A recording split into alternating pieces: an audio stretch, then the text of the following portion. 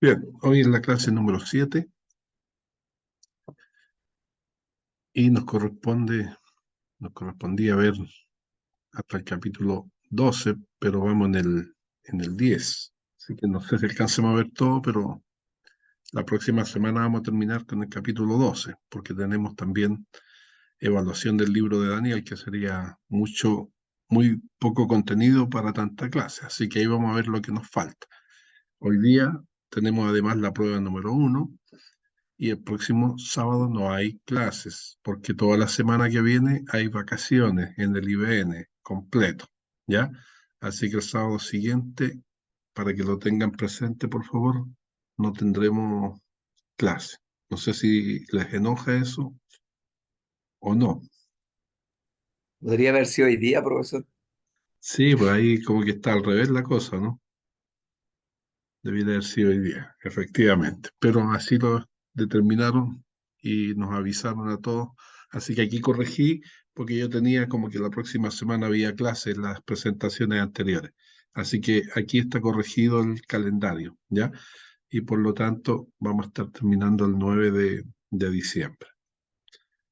Los otros feriados que hay por delante sí hay que mandar las clases grabadas, ¿ya? Por ejemplo, bueno, no sé si hay algún feriado por ahí, creo que sí, en octubre. Y hoy tenemos la prueba número 1. También decirles que teníamos que presentar el dibujo en la clase pasada. Y en la clase pasada faltan 2 personas que todavía no me presentan el dibujo. Por si acaso, ya llevan una semana de atraso y a contar de hoy día ya serían 2 semanas de atraso. También en cuanto a la prueba, también se lo mencioné esto en el WhatsApp, será a la segunda hora, será enviada al correo electrónico del curso, pero más bien pretendo enviársela al personal mejor, al de ustedes, ¿ya? Tendrán una hora de tiempo para responderla y deben mandarla de regreso a mi correo personal, no al correo del curso, al correo personal mío, ¿ya? Y también esta es una advertencia para el grupo número 3 que les corresponde ya la próxima clase, que va a ser a fin de mes. En realidad ya va a ser octubre, según entiendo, ¿no? O 30 de septiembre, ¿verdad? Parece que es 30, justo 30 de septiembre. Sí. La clase 8 donde tendrán que hacer una disertación acerca del emperador Domiciano y el contexto de Apocalipsis. En cuanto al emperador Domiciano, para el grupo, aquí está Michel, eh, Sí, hablar aquí un estoy. poquito de... Sí, buenos días. Hablar Buenos un días, poquito Martín. de ese emperador, por qué perseguía a la iglesia él, ¿ya? Y ver, y ahí entender un poco mejor el contexto del libro de Apocalipsis que vamos a empezar a ver en ese momento, más o menos, ¿ya? Porque acuérdense que el libro de Daniel, entre esta semana y la próxima, se termina.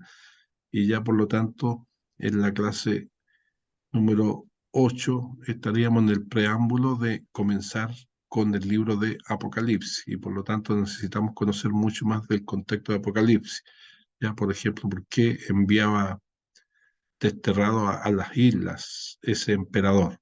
Entonces, nos ayuda a entender un poquito más el contexto del libro de Apocalipsis. Y así seguimos avanzando. Ahora ya empiezan a Profe, haber tareas más seguidas, ¿sí? consulta, en la clase número 9 hay que entregar a más tardar un trabajo de investigación, ¿cierto? El de la isla de Patmos y las 7 iglesias de Apocalipsis. Sí, ahí está, ¿Hay algún formato para eso? en Word. Ah, ya, solamente eso, que tiene que ser en Word. Sí, en Word. Y tiene que estar mencionada, por ejemplo, tiene que haber un mapa que nos muestra ahí dónde estaban las 7 iglesias del Apocalipsis, dónde estaba la isla de Pasmo, un poco poner lo mismo, por qué en la isla de Pasmo fue desterrado Juan, cuáles eran las características de cada una de las 7 iglesias, porque dice mínimo son 5 hojas, pero también todos los trabajos que uno hace tienen que poner la bibliografía de dónde saca la información, ¿ya? Eso no es con presentación, ¿cierto? Solamente se entrega el trabajo. Solo se entrega, sí. Ya, Isabel, gracias. Profesor, ¿ese trabajo es individual? sí, esto es individual. Los trabajos en grupo estaban dados en la otra, ahí está. Esos son los trabajos en grupo, ¿ya? Esto de acá. Bien, entonces, repasando un poquito lo que vimos, también una pregunta que hizo Isabel, la prueba incorpora hasta el capítulo 7 de Daniel solamente, o sea, todo lo que hemos visto posterior, en el 8, en el 9, y que aquí estamos repasando, eso no entra en la prueba, solo hasta el capítulo 7, ¿ya? Entonces, en el capítulo 8 y 9 siguen las visiones de Daniel. Estamos en la parte del 7 al 12, en la parte apocalíptica de este libro, ¿ya? Y recordar que es la segunda parte del libro, que va del 7 al 12, son sueños y visiones, pero que ahora son exclusivamente de Daniel. Y que Daniel de buena a primera no entiende y Dios tiene que mandar un ángel para que le explique cada una de las visiones que él está teniendo. Y todas esas cosas que vimos de las bestias y del carnero, todo eso no son literalmente bestias. La misma Biblia dice que son imperios, son gobiernos humanos, ¿ya? Así que eso es bien importante tenerlo en cuenta. Y aquí tenemos el resumen de lo que sería, en algún sentido, No se los ve, profesor, contenidos en de la estos pantalla. capítulos. ¿Cómo? Está pegada Está pegada a la pantalla lo que usted está proyectando. ¿En qué parte se quedó pegado? de clase. Hasta la clase número 9. Ah, ¿no ha avanzado? No,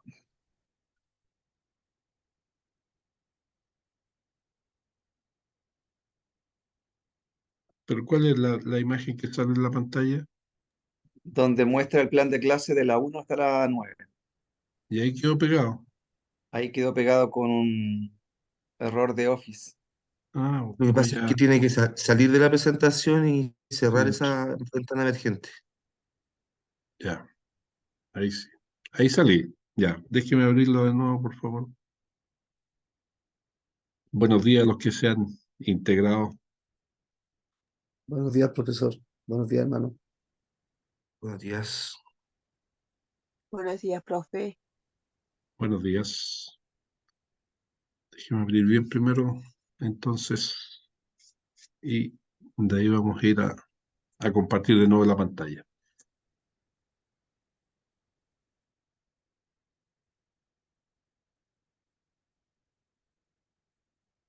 Yo también estoy medio desfasado, parece, ¿no?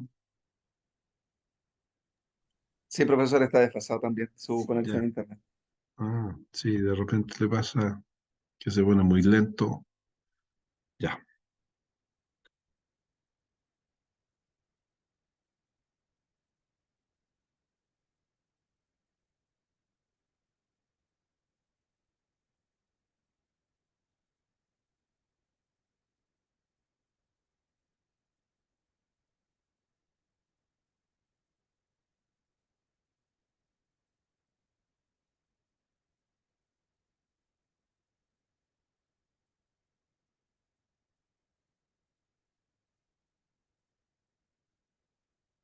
ya.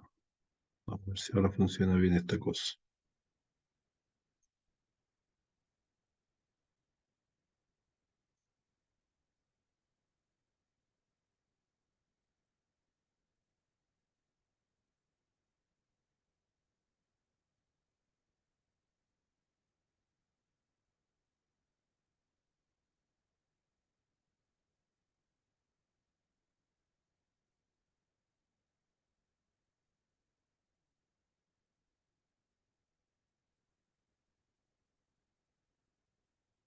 Ya. ¿Esta era la que salía antes? Exacto. Bueno, ahí está lo que estábamos diciendo para los que llegaron atrasados, que el próximo sábado no hay clase porque en el IBN dejaron toda la semana libre de vacaciones, porque algunos salían fuera de Santiago y otros salían toda la semana, ¿ya? Pero también para que los profesores pudieran descansar. Así que es mutuo. Y ahí va el contenido. Hoy tenemos la prueba número 7, y esto es lo mismo que le puse yo en el WhatsApp, ¿ya? La prueba será mandada a la segunda hora. Entonces aquí, más o menos, yo pretendo enviarla, ahí vamos a ver cuando terminemos la primera parte, pero entre 9:30 a 10, en ese rango, no más allá de las 10. Y tendrán una hora para contestarla y me la mandan de regreso.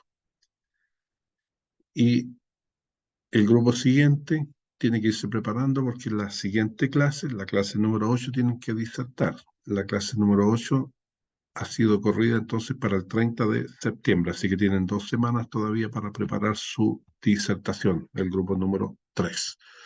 Y en cuanto al libro de Daniel, estábamos viendo el capítulo 8 y 9 en la Mi, semana anterior. mi pastor, ¿Sí?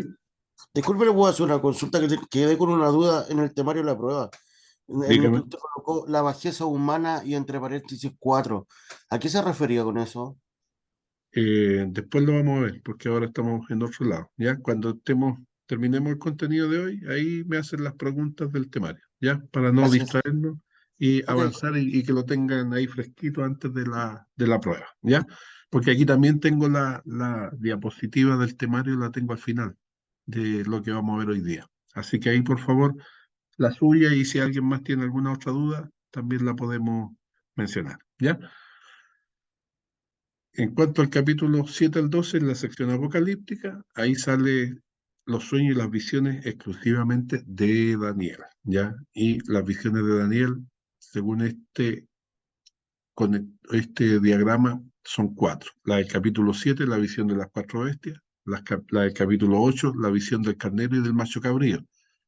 Esas visiones, ya dijimos, no son bestias literales, ni un carnero literal, ni un macho cabrío literal. Son reinos, imperios, y que la Biblia, en este caso, le da el nombre, sobre todo en el capítulo 8. Dice, estos son los medos persas, estos son los griegos, ¿ya?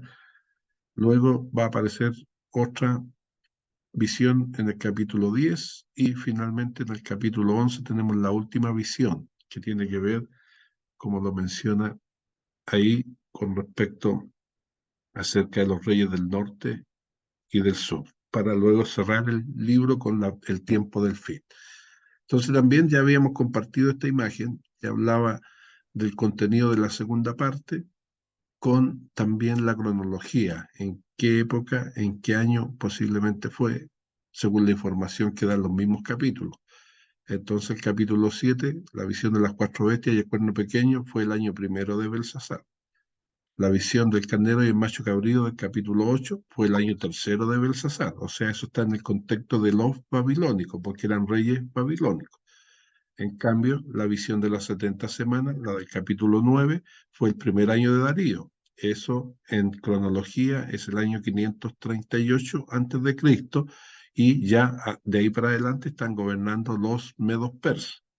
El capítulo 10, la visión de la gloria de Dios, está reflejado el año tercero de Ciro, que es el año cronológico 536 antes de Cristo. Y pareciera ser que los dos últimos capítulos también están bajo ese mismo año, porque ya el texto bíblico no vuelve a situar un contexto diferente, ¿ya? Entonces, que al mismo pecado del último capítulo en que se menciona una cronología, que sería la del capítulo 10. Entonces, ahí vienen las profecías de Persia, de Grecia, y el final, en el capítulo 11, y finalmente una mención a la gran tribulación y a la resurrección en el capítulo 12. Entonces, en el capítulo 7, este era el dibujo que tenían que hacer. ¿Y qué falta aquí? Ya lo habíamos preguntado la semana pasada. ¿Qué falta los aquí? tronos, el anciano y los tronos. Ya. ¿Y qué más, aparte del anciano y los tronos? Río de fuego. Ya que se puede que esté aquí, allá, al lado derecho, arriba, pero ¿qué El más? Hijo del Hombre. El Hijo del Hombre, ¿ya? Y pareciera también los ángeles que estaban ahí, o las multitudes. Todo eso faltaba ahí, ¿ya? Entonces ahí está el Hijo de Dios, el Hijo del Hombre, el trono, los ángeles, algo así como eso faltaba. Bien, vamos a esta parte del capítulo 10 al 12. Pareciera ser que el tema de este contenido se puede sintetizar en esta frase: el reinado de Dios sobre toda la historia. el propósito es ofrecer un mensaje de esperanza y aliento. ¿A quién? Al pueblo, en medio de las desdichas y las persecuciones.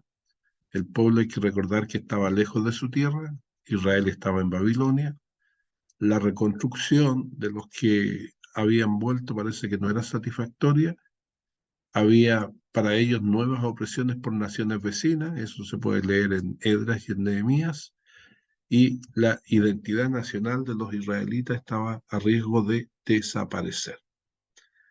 Aquí tenemos que ver lecciones totalmente aplicables también a cualquier momento y a cualquier circunstancia en que se encuentre el pueblo de Dios. O sea, ¿por qué sirve este libro? Porque el pueblo de Dios siempre va a estar viviendo momentos difíciles, de persecuciones muchas veces, tal vez no tan fuertes como que nos hagan salir de nuestras tierras y nos lleven a otro lugar, pero siempre hay persecuciones o desdichas. Entonces este libro anima mucho a los creyentes en tiempos de dificultad, ¿ya? Los peligros que representaba la nación allá lejos en la cautividad era la pérdida de la fe. También contaminarse con la creencia en los dioses ajenos, los dioses de esos pueblos. Y la pérdida de la identidad como un pueblo. Olvidarse de su historia, olvidarse de sus costumbres y tradiciones, y finalmente ser asimilados en cultura ajena. Y recordar que la literatura apocalíptica contiene mensajes apocalípticos, en este caso cuenta la historia humana como drama en dos actos. El primer acto en el presente del autor en el que escribe el libro, y el segundo acto procurando también mostrar algo acerca del futuro. Y ahí hay que recordar lo que se estudió en hermenéutica, que se llama la perspectiva eh, bíblica, que también en este caso, como es literatura apocalíptica, entonces sería una perspectiva escatológica, o sea, poder discernir qué cosa tiene que ver con el futuro y que aún no se ha cumplido. Y en ese sentido también es que tenemos que procurar encontrar una revelación sobre lo que habrá de acontecer al final de todos los tiempos, en los libros en que esté este tipo de información. Ahora se supone que si es literatura apocalíptica, esto es mucho más frecuente de encontrarlo. Entonces, finalmente tenemos que preguntarnos esto: ¿qué hacer? ¿Cómo puede Dios... Esperemos un poquito, por ejemplo. ¿Qué hacer como pueblo de Dios cuando la identidad está amenazada y también está a riesgo de desaparecer? ¿Qué pensarían ustedes? ¿Qué se puede hacer?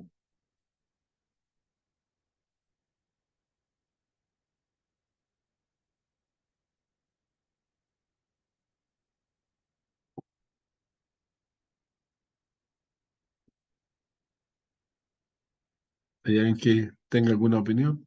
Lo que pasa, profesor, que el tema de la identidad, pienso yo, tiene mucho que ver con tratar de conservar las costumbres, las tradiciones que lo identifican con una fe, con una cultura en este caso. Entonces, mantener una práctica de, digamos, de las costumbres en general, bueno, y obviamente esencialmente lo que tiene que ver con lo espiritual, ¿cierto? Con una identidad, con el Dios de ese pueblo, de ese origen.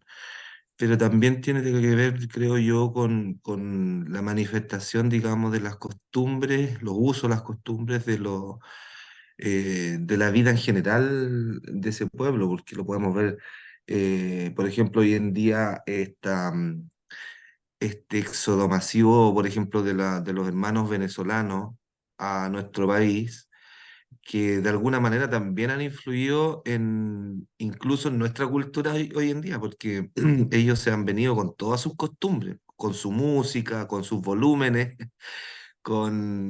digamos, con sus modismos, con sus comidas, y eso de alguna manera le hace mantener su identidad como pueblo.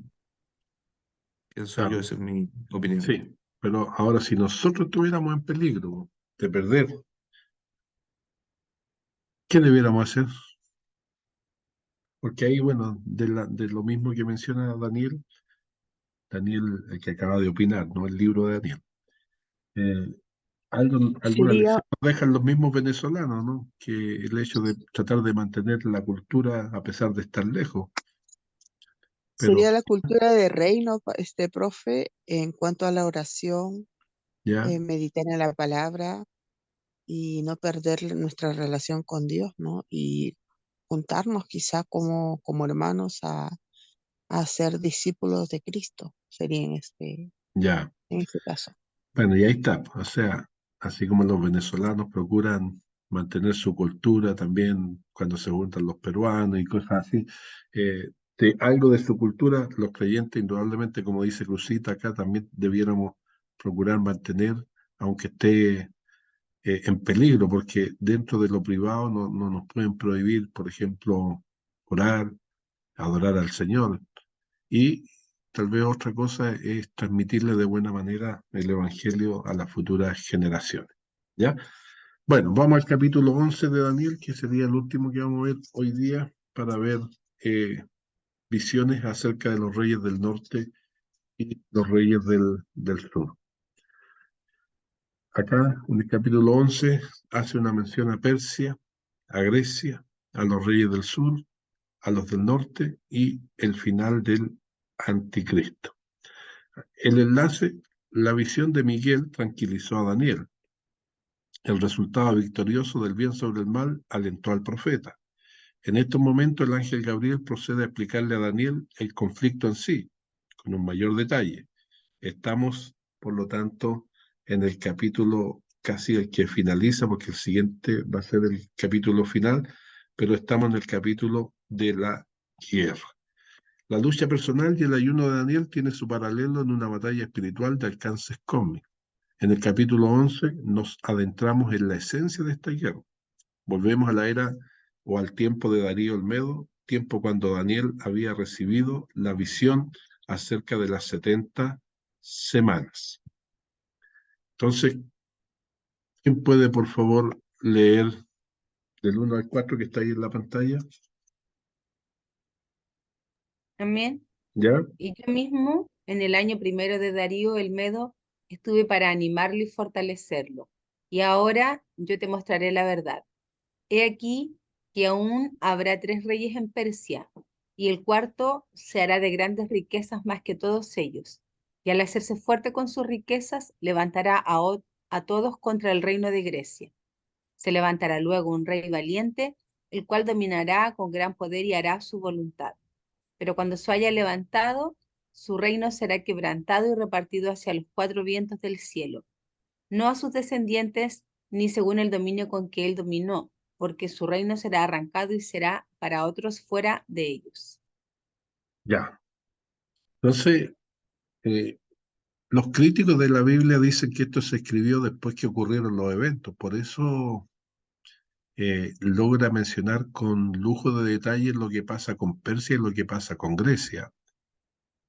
¿Ya? No pueden entender que esto se haya escrito antes. Entonces, yo les decía a ustedes en alguna clase anterior, supongamos que fue así, que se escribió después y que esto ya estaba ocurrido y por lo tanto no era profético. Pero los capítulos también de las 70 semanas habló del Mesías príncipe, habló que iba a venir, habló de las 70 semanas y todo eso se cumplió y todo eso se cumplió después, cuando vino Jesucristo. Entonces, igual habrían profecías que son tremendamente importantes, pero aquí vemos nosotros cómo se está refiriendo a Persia, está diciendo que va a haber 4 reyes en realidad y que después se levantará y Grecia un rey valiente, y de ese reino será quebrantado y repartido hacia los 4 vientos en sus descendientes. Y ahí está hablando de Alejandro Magno. Ahora nosotros tenemos para una mejor comprensión lo que ocurrió en la historia universal, que podemos mirar cómo se cumple literalmente lo que pasa posteriormente en la historia antigua. Entonces, acá habla de los reyes del norte y del sur. Ahí tenemos un mapa considerando, en este caso, siempre reflejado a la tierra de Palestina, donde estaba Israel, donde estaba Jerusalén.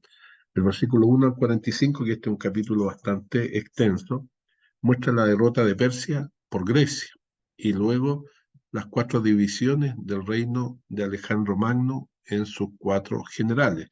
Después muestra conflicto entre los reyes del sur y del norte, que serían los descendientes de Alejandro Magno, del imperio griego. Mayormente en esta tierra peleaban los Ptolomeos y los Seleucidas. Ptolomeos, los descendientes del general Ptolomeo, y los Seleucidas, los descendientes de Seleuco. Y dentro del cual, de este último, va a aparecer en la historia universal Antíoco Epífanes. Y este capítulo, en algún sentido, es una ampliación del octavo y una explicación del mismo, ¿ya? Entonces, parte el capítulo 11, versículo 1, cuando dice, y yo mismo, en el año primero de Darío el Medo, estuve para animarlo y además fortalecerlo. Acá habla al principio de las guerras persas. El ángel Gabriel vuelve a contar la historia desde el comienzo. Dice el versículo 2 que hay 3 reyes que son de origen persa, y aquí se está refiriendo posiblemente de nuevo, comparado con la historia de los persas, a Cambises, a Darío y a Jerjes, el Asuero que después va a aparecer en la historia del libro de Esther. El centro de la profecía es el cuarto, el que está mencionado en el versículo 2, y que está haciendo alusión a Artajerjes, quien gobernó, ahí están los años, entre el 465 y el 423 antes de Cristo. Este rey, como lo confirma la historia, era extremadamente rico. El versículo 3 nos dice que se levantará luego un rey valiente, el cual dominará con gran poder y hará su voluntad. ¿A quién se está refiriendo? A Alejandro Magno. El rey mencionado después de Artajerjes es fácil de reconocer. El lenguaje del ángel en los versículos 3 y 4 es el mismo de Daniel 8, versículo 8. Se trata de Alejandro Magno, que era el emperador de Grecia, cuyo imperio sus 4 generales posteriormente dividieron, luego de la muerte de Alejandro.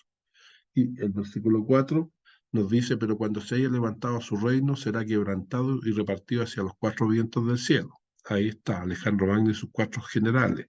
Ahí tenemos en esa fotografía el 1 Seleuco, el 2 Casandro, el 3 Lisimaco, el 4 Ptolomeo.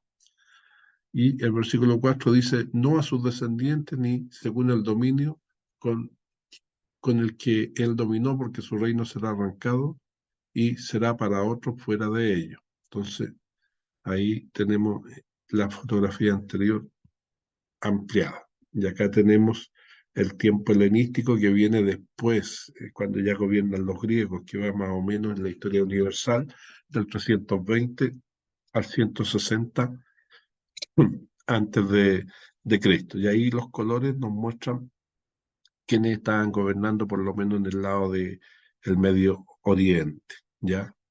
Ptolomeo y Seleuco son los que generalmente van a estar en las principales guerras que tienen que ver con este sector. Estamos leyendo. ¿Quién puede leer del 5 al 9, por favor?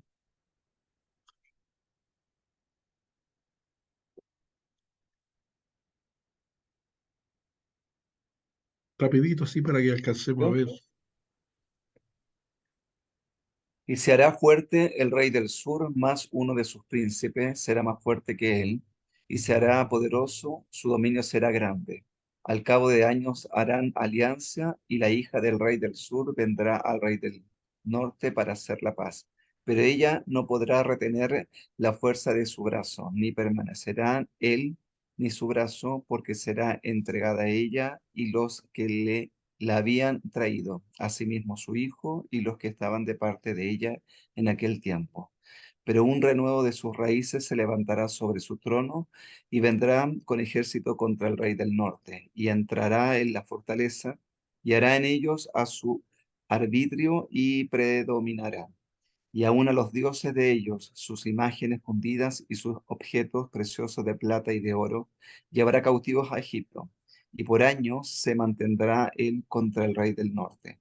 Así entrará en el reino del rey del sur y volverá a su tierra. Ya, muchas gracias. Entonces, el rey del norte y el rey del sur es lo que sigue hablando ahora en estos versículos que llegan hasta el número 9. Entonces, el rey del norte es Siria, el rey del sur es Egipto, y ahí están los dos generales que más o menos los descendientes de Seleuco y los de Ptolomeo, que son los que van a estar ahí luchando. Entonces, el rey del sur muestra que el predominio es el de el sur estaba en Egipto, por lo tanto el predominio era de los egipcios sobre los que gobernaban sobre Judea y Siria. ¿Ya? Aquí tenemos el mapa. ¿Quién eran los que estaban en el sur? Los Ptolomeos, los descendientes de Ptolomeo, peleando contra los del norte, los Seleucidas. ¿Ya? El descendiente de Alejandro que mandaba la parte norte, e Israel, que está ahí al medio, estaba siempre en la disputa entre los del sur y los del norte. Lo que está diciendo aquí es que los del sur están prevaleciendo o ganando la batalla contra los del norte. ¿Ya?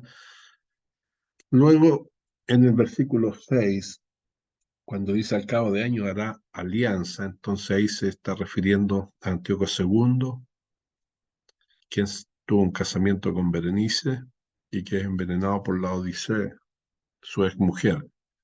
Y después queda también en la parte norte, perdón, ahí mismo gobernando Ptolomeo, que proporcionó la traducción del Antiguo Testamento al griego, la Septuaginta. Ese era el rey de Egipto, el rey griego de Egipto, que procuró eso. Y del 7 al 9, cuando vuelve a hablar de otros reyes, pero un renuevo de sus raíces, se levantará seguramente de nuevo. Esta interpretación la van haciendo los entendidos en base a la información de juntar la historia universal versus lo que aquí aparece. Y vamos encontrando que seguramente la referencia en estos versículos es a estos reyes, a Seleuco II y a Ptolomeo III, porque eran los que estaban peleando, los del norte y los del sur, las guerras permanentes. Daniel, Sí, profesor, respecto de la traducción al griego, ¿cierto? Del Antiguo Testamento, la Septuaginta, Alejandro Magno también tiene que ver con eso, ¿no? eh, bueno, Alejandro Magno tiene que ver en el sentido de que él disemina por todo el mundo conocido de la época la cultura griega y procura que todos hablen el mismo idioma en todo su imperio. Ahora, el que hizo la traducción, el que promocionó la traducción al griego fue el que acabamos de mencionar aquí, ¿ya? Ptolomeo II. Él fue, y ahí Alejandro Magno Mm, ya hacía por lo menos 50 años que ya no estaba, ¿ya? Entonces, esa es la diferencia entre ya, uno y otro, ¿ya? ya, ok, gracias. Sigamos leyendo, por favor, alguien que lea del 10 al 15, Amén. ¿ya? Mas los hijos de aquel se airarán y reunirán multitud de grandes ejércitos, y vendrá apresuradamente e inundará y pasará adelante. Luego volverá y llevará la guerra hasta su fortaleza. Por lo cual se enfurecerá el rey del sur y saldrá y peleará contra el rey del norte, y pondrá en campaña multitud grande, y toda aquella multitud será entregada en su mano. Y al llevarse él la multitud se elevará su corazón y derribará a muchos millares, mas no prevalecerá. Y el rey del norte volverá a poner en campaña una multitud mayor que la primera, y al cabo de algunos años vendrá apresuradamente con gran ejército y con muchas riquezas. En aquellos tiempos se levantarán muchos contra el rey del sur, y hombres turbulentos de tu pueblo se levantarán para cumplir la visión, pero ellos caerán. Vendrá pues el rey del norte y levantará baluartes y tomará la ciudad fuerte, y las fuerzas del sur no podrán sostenerse ni sus tropas escogidas, porque no habrá fuerzas para resistir. Bien. Entonces, del 12 al 20, ya habla ahora de la proeminencia o la victoria que va a tener el rey del norte. Por lo tanto, está haciendo alusión al predominio de los que estaban en Siria sobre Judea y también sobre Egipto. Sigamos leyendo del 16 al 19, por favor, dice, y el que vendrá contra él hará su voluntad, y no habrá quien se le pueda enfrentar, y estará en la tierra gloriosa. La tierra gloriosa es Israel, la cual será consumida en su poder. Afirmará luego su rostro para venir con el poder de todo su reino, y hará con aquel convenios y le dará una hija de mujeres para destruirle, pero no permanecerá ni tendrá éxito. Volverá después su rostro a las costas y tomará muchas más. Un príncipe hará cesar su afrenta y aún hará volver sobre él su oprobio. Luego volverá su rostro a las fortalezas de su tierra, mas tropezará y caerá y no será hallado. Entonces aquí están los reyes de, de esa época. Antíoco III el Grande, Ptolomeo IV, Ptolomeo V, quien se casó con, bueno, ahí está mencionado en la diapositiva al final abajo, con Cleopatra, pero que era hija de Antíoco III, ¿ya? Por eso no es la misma Cleopatra con la que tuvo un amorío Alejandro Magno. ¿Quién puede leer del 20 al 24, por favor? Yo, ¿Ya? y se levantará en su lugar uno que hará pasar un cobrador de tributos por la gloria del reino, pero en pocos días será quebrantado, aunque no en ira ni en batalla. Y le sucederá en su lugar un hombre despreciable al cual no darán la honra del reino, pero vendrá sin aviso y tomará el reino con halagos. Las fuerzas enemigas serán barridas delante de él como con inundación de aguas. Será del todo destruido junto con el príncipe del pacto. Y después del pacto con él engañará y subirá y saldrá vencedor con poca gente. Estando la provincia en paz y en abundancia, entrará y hará lo que no hicieron sus padres, ni los padres de sus padres. Botín, despojos y riqueza repartirá a sus soldados y contra las fortalezas formará sus designios y esto por un tiempo. Ya, muchas gracias. Entonces, aquí siguen otros personajes siendo mencionados que seguramente se está refiriendo a estos reyes que son los sucesores de los anteriores, hasta llegar seguramente a Heliodoro, que dice ahí abajo, quien fue un recaudador de impuestos, tal como dice ahí, un cobrador que quiso robar el tesoro del templo. Eso está detallado en Segunda de Macabeos en el capítulo 3, por si alguien quisiera leer la historia que aparece allá. Pero continuando también aparece Antíoco IV, que se llama Antíoco Epífanes. Este es el personaje principal al cual se va a hacer alusión en los versículos siguientes. Antíoco Epífanes fue el tipo del anticristo porque este fue el personaje que, diríamos, vandalizó el templo y además lo blasfemó porque constituyó en el templo puras aberraciones para la mentalidad judía. Y aquí vamos a mirar un poquito más. ¿Quién lee del 25 al 30, por favor? Amén. ¿Ya? Y despertará su fuerza y su ardor contra el rey del sur con gran ejército. Y el rey del sur se empeñará en la guerra con grande y muy fuerte ejército, mas no prevalecerá, porque le harán traición.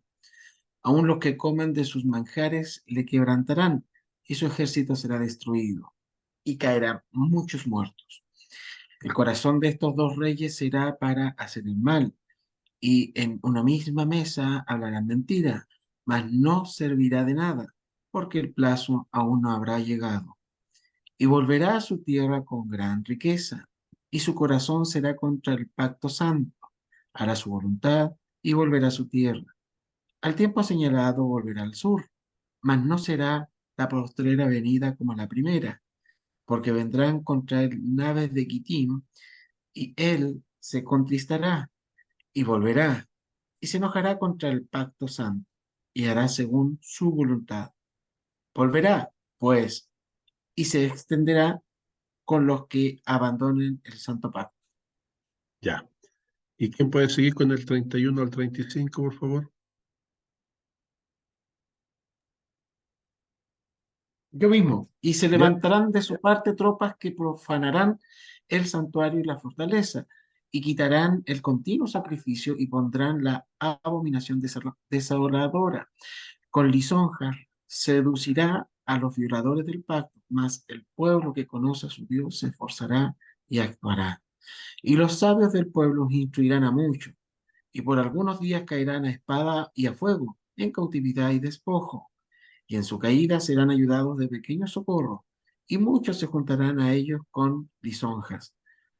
También algunos de los sabios caerán para ser depurados y limpiados y emblanquecidos hasta el tiempo determinado, porque aún para esto hay plazo. Ya.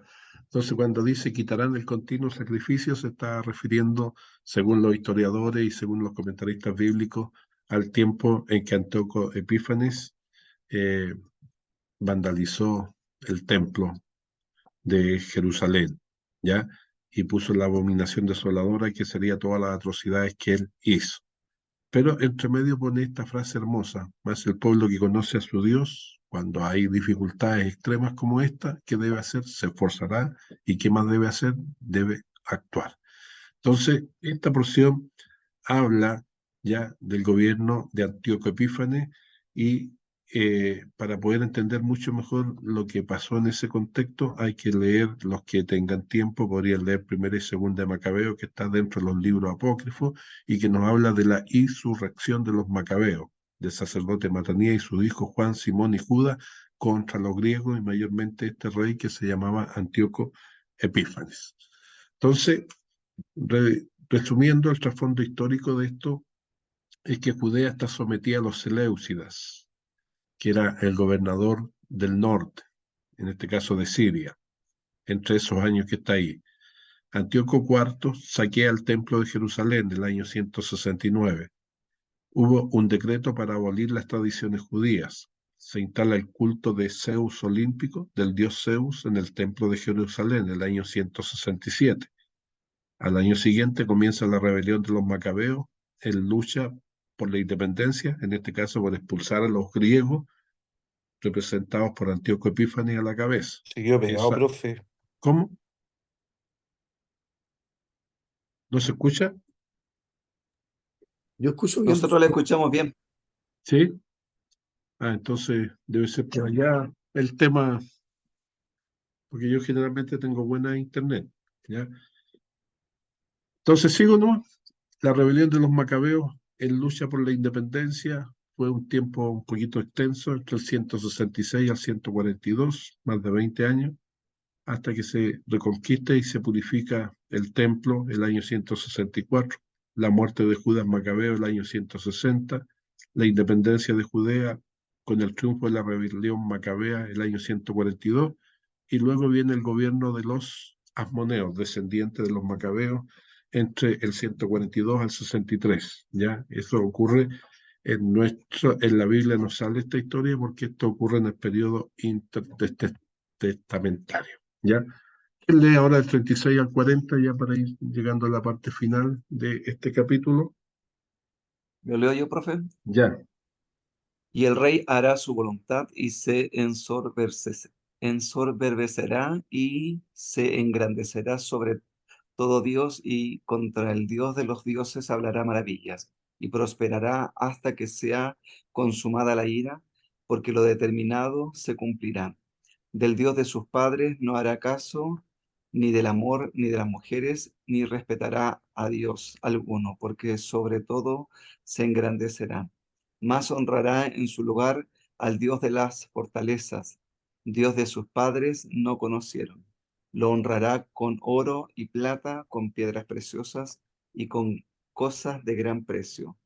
Con un Dios ajeno se hará de las fortalezas más inexpugnables y colmará de honores a los que le reconozcan, y por precio repartirá la tierra.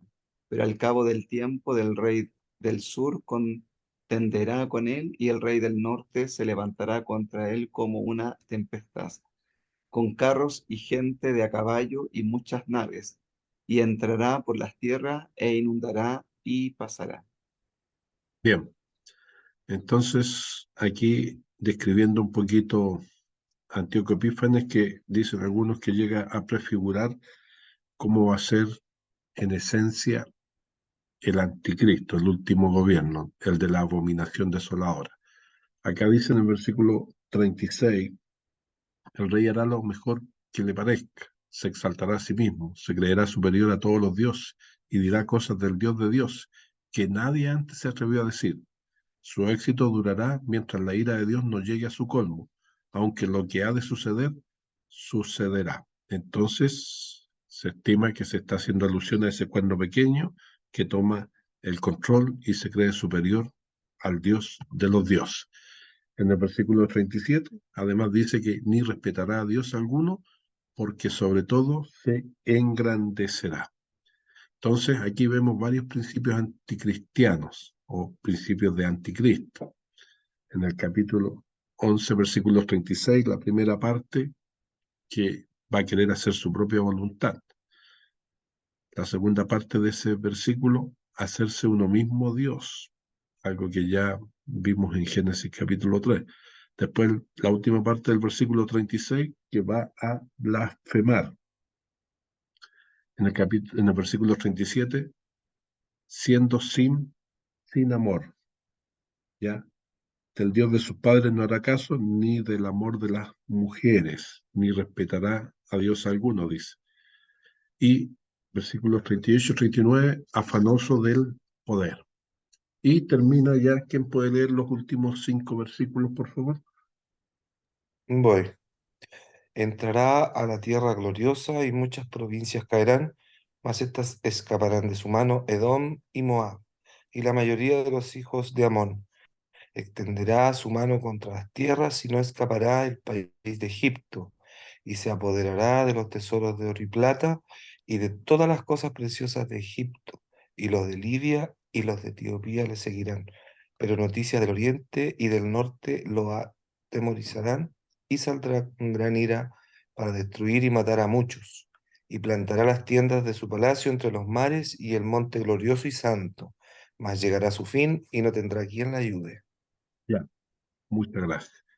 Entonces, la última parte son versículos controvertidos. Parece indicar al futuro, y en ese sentido, Antíoco Epífanes viene a ser una sombra del futuro anticristo, el rey altivo que va a gobernar al final de los tiempos, el anticristo, ¿ya? Entonces, en esta porción que va en la parte final del libro, concuerdan los comentaristas bíblicos que se está haciendo una alusión al anticristo escatológico, al gobierno de los últimos días o del último tiempo. Y es ahí donde más o menos el esquema que uno siempre entiende, que en Daniel se está hablando de los imperios mundiales, se está hablando y profetizando cómo va a ir apareciendo uno y desapareciendo y después apareciendo otro, hasta la primera venida del Mesías, que nosotros sabemos que el Mesías se llamaba Jesús. Después viene el tiempo y la historia de la iglesia hasta que vuelva la segunda venida del Mesías o la segunda venida de Cristo por su iglesia y comienza el reino eterno de Dios. Entonces, eso es a lo que está haciendo alusión el capítulo 11, con una prefigura de lo que va a ser el gobierno de el último gobierno humano reflejado en el anticristo. Y eso es lo que hemos visto en el capítulo 11, cómo se descubre un poquito y se compenetra la información con lo que ocurre en la historia universal hasta llegar al tiempo del fin, que será lo que vamos a ver la próxima semana en el capítulo 12, y junto con eso vamos a evaluar el libro de Daniel. Preguntas, porque ahora vamos a hacer el repaso y el examen, y aquí está el temario para que luego podamos mirar un poquito lo que hemos estado viendo. ¿Alguna pregunta? Sí, profe. Oscar. Bueno, lo que yo he entendido es que hay profecías, no sé qué nombre tiene eso, que tienen un doble cumplimiento. Podría ser que en este caso, o sea, bueno, no sé si estoy bien en eso primero, y podría ser que en Sí, este caso se estén, digamos, una profecía que se refirió a un tiempo específico de la historia pueda volver a cumplirse en el futuro. bueno, eso se llama la perspectiva telescópica de la, de la profecía, ya la profecía, y efectivamente, pues, más bien lo que dicen los entendidos es que profecías siempre tienen un solo cumplimiento, ¿ya? Una profecía. Pero ahí está la imagen telescópica que uno puede mirar hacia adelante, hacia el futuro, en el sentido de que para que se llegue al cumplimiento definitivo y final, van a haber en algún sentido un proceso o etapas hasta que llegue al 100%. Algunas son específicas y se cumplen una sola vez y nada más, ¿ya? Por ejemplo, la de Judas, que fue el hijo ya que tenía que suicidarse y todo eso estaba profetizado y lo dice la Biblia, el hijo de perdición.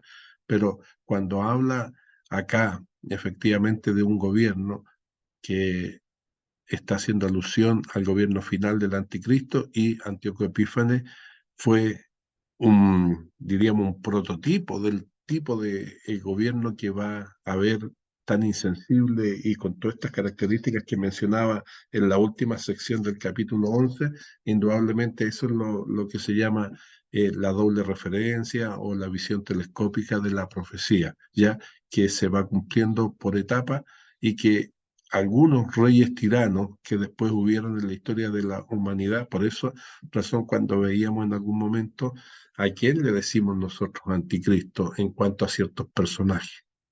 Por ejemplo, ¿por qué se decía que Hitler era el anticristo?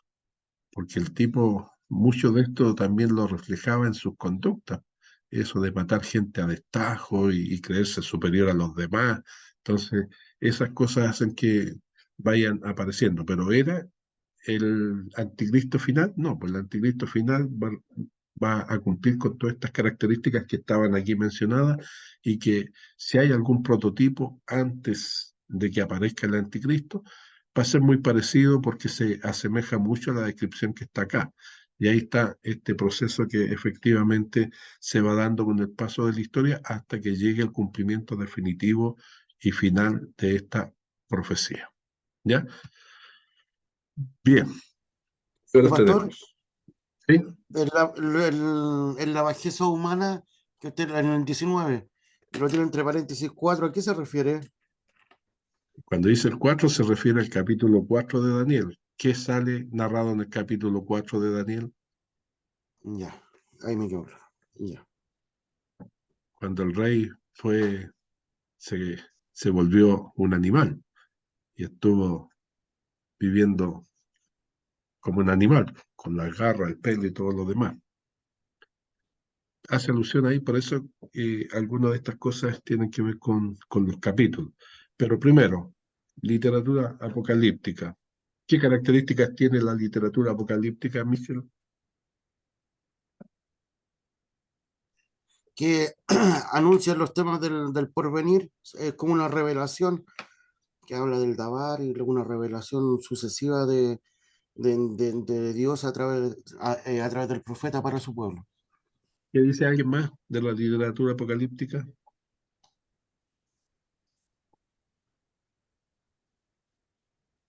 Surge en tiempos de persecución, y surge en el periodo intertestamentario, en el periodo de Ya, silencio. ya, perfecto. Ahí algo de donde surge, pero en cuanto al contenido propiamente tal, está escrita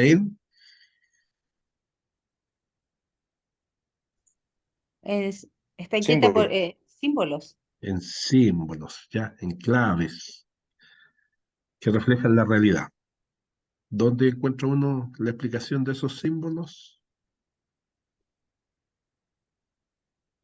En la misma escritura, ¿ya? Entonces hay que encontrar en la Biblia las respuestas a esos símbolos. Por ejemplo, la bestia número 1, ¿a qué se refiere? ¿La invento yo? No, está ahí en el capítulo tanto, donde va mencionando. Entonces, efectivamente, se escribe con mucha simbología y todo lo demás que se dijo acá. Daniel,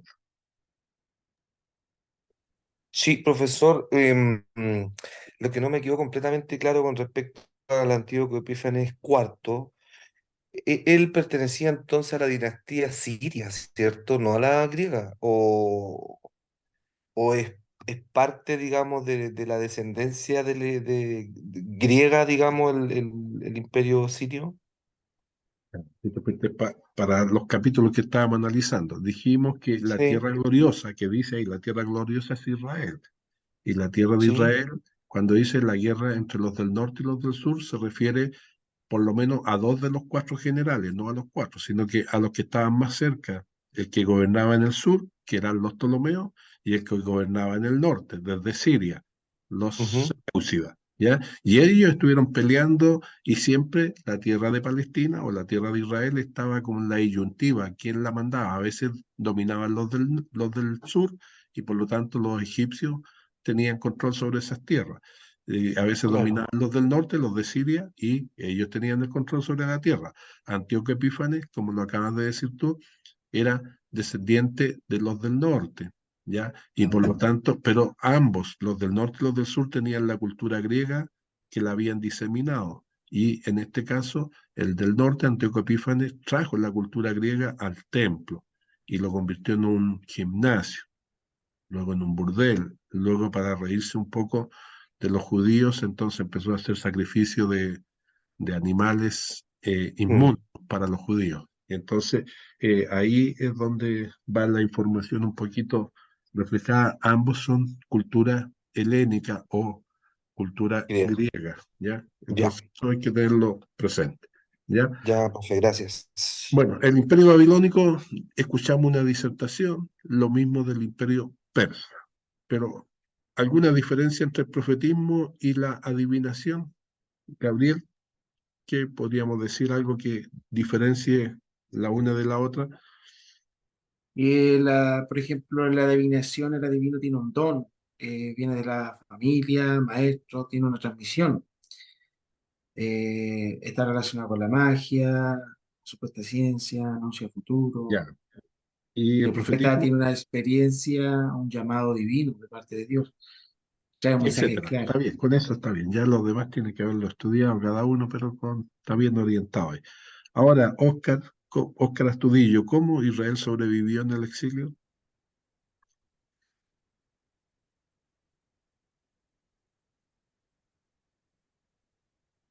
Perdón, se me perdió la pantalla. ¿Cómo sobrevivió? Bueno, uno, por un lado, porque Dios eh, los guiaba, los guardaba, pero a su vez también los que estaban ahí eh, manteniendo una identidad, pese justamente a la situación de los imperios que lo estaban controlando, mantenían su fe en el Señor. Ya. Isabel, ¿qué edad tenía Daniel en el libro de Daniel? 12 años, o sea, el relato al comienzo era los 12 años, Ya, porque cuando se habla de muchachos en el relato, hace ya. alusión a ese periodo de edad. Sí. Escúcheme, Isabel. Dije, en el libro de Daniel, ¿qué edad tenía? ¿Ya? Entonces, ahí uno tiene que decir, depende, pues, de qué capítulo usted quiera saber, Ah, ¿ya? Entonces, ¿puedo decirlo yo, al profe? inicio está la respuesta que acabas de dar, pero por ejemplo, en ¿Puedo el capítulo... decirlo yo? ¿Puedo decirlo yo? Ya, a Profe ver, cosita, Cruzita. ya. Se asimila más o menos entre 12, 14 a 17 o 22 años como máximo. No, pero eso era al principio. Ahí está bien. Al principio, cuando era muchacho, está bien 12, 14, 15, hasta 17. Pero después, en el capítulo 9, en la parte final, ¿qué edad tenía más o menos? Ella tenía como 70 años, 80 años. Acuérdense que hay que saber explicar eso, ¿ya? Y hay una cronología que nos justifica, En el 9, me dice, a ver, el 9, autoría de Daniel. Ah, ya. ¿ya? Entonces eso lo explicamos. ¿Qué edad tenía? ¿Qué dicen los demás? Más de 80. Más de 80, ¿ya? Pero hay que saber explicar eso. Perfecto. Ah, vale. ¿Qué es lo que es un agiógrafo, Oscar Roja? Disculpe, profesor, es que justo me hablaron. ¿Cuál es la Ya. pregunta? ¿Qué es un agiógrafo? Un geógrafo. No ¿Qué recuerdo bien, significa la palabra geógrafo? no sé si tiene que ver con la escritura. No la Sí, recuerdo. tiene que ver, pero ¿qué le ayuda? ¿Qué significa? Es una persona que escribe biografías o Exacto. hagiografías, en donde se resalta el personaje ¿Ya? del relato. Y en este caso, el que escribe,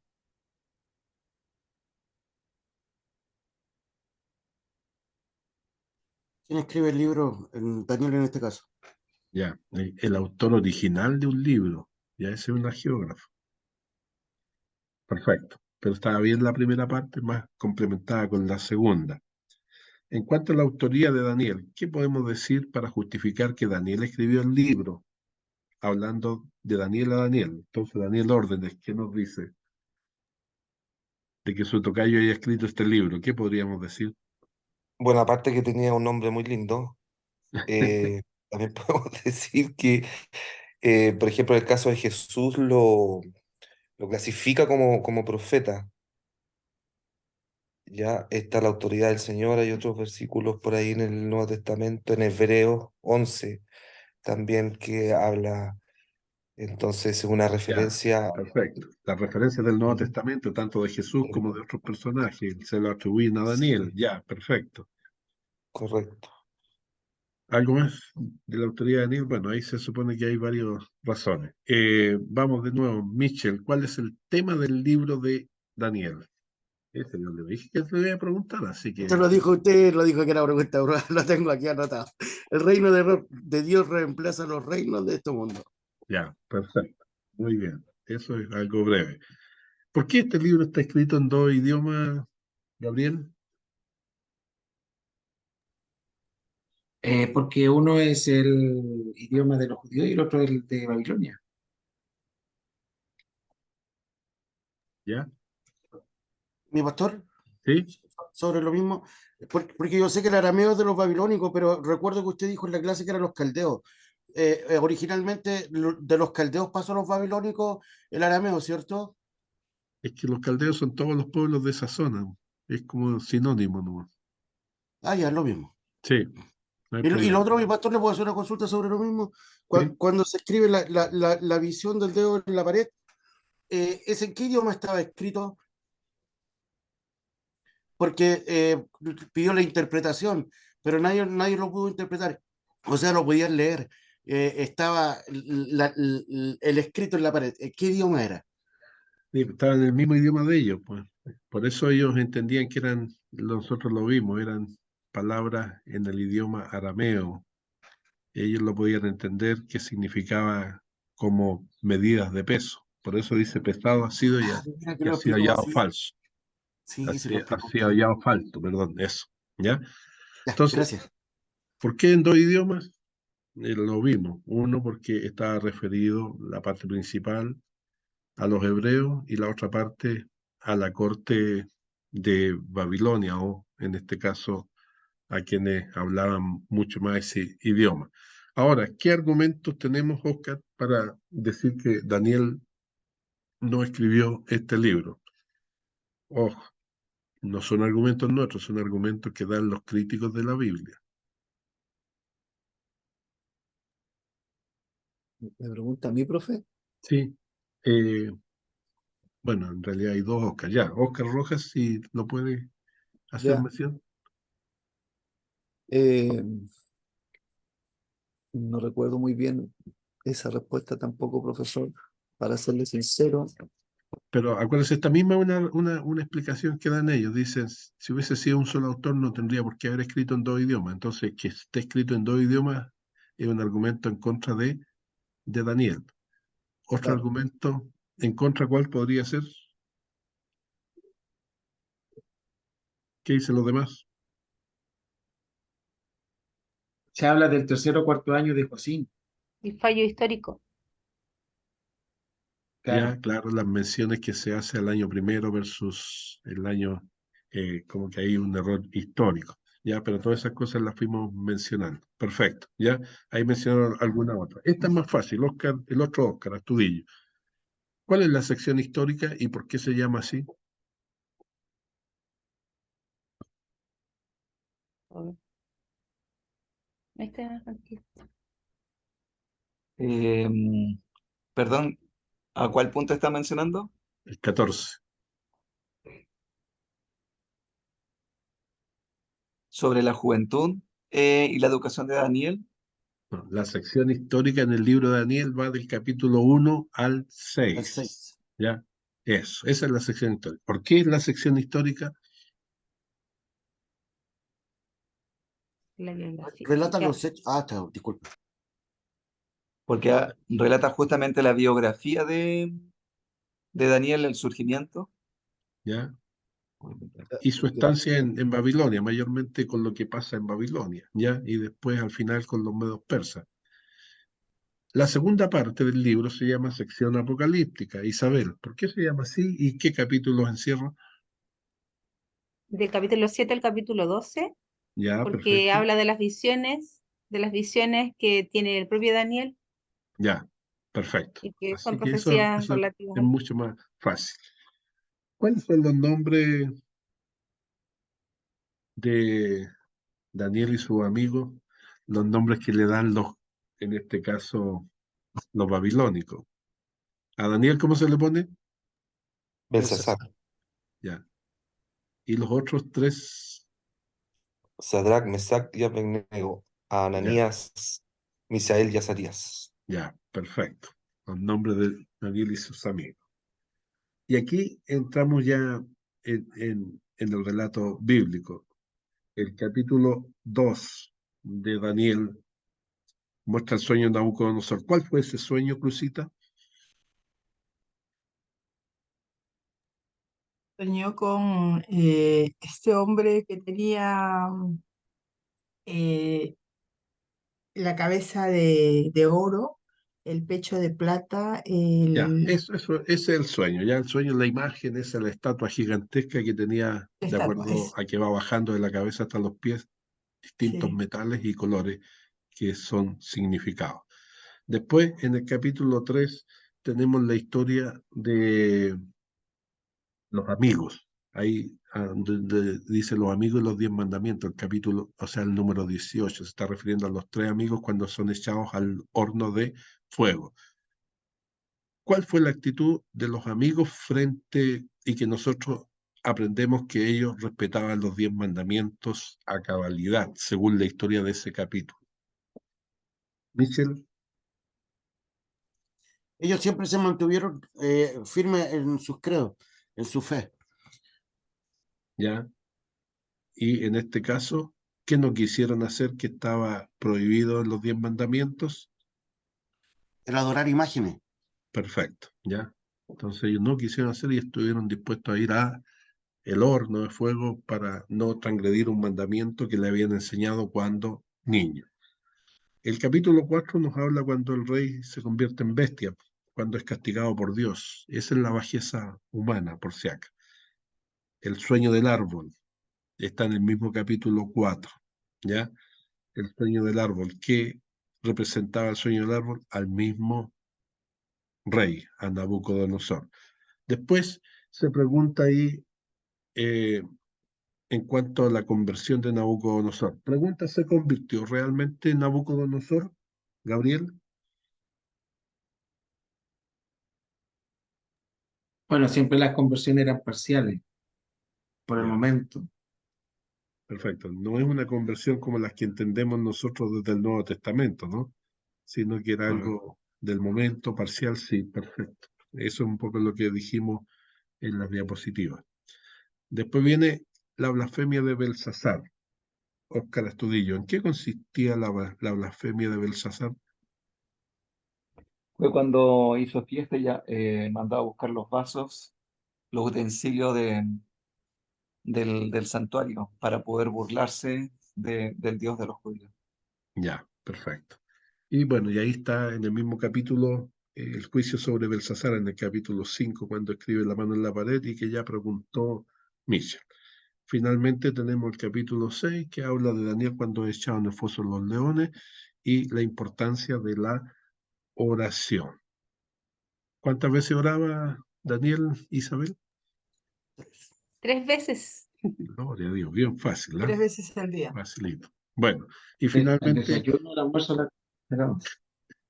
y finalmente las visiones del capítulo 7 que eso tienen que saberlo porque ustedes tenían que hacer un dibujo. Con el dibujo, por lo menos acuérdense del dibujo y podrán contestar. Ojo, en la prueba, en la prueba hay 23 preguntas. Gloria a Dios. ¿Cuántos están contentos por eso? ¿Había prueba? Amén. Pero No les voy a preguntar yo de 23 preguntas, ¿ya? Solo 17.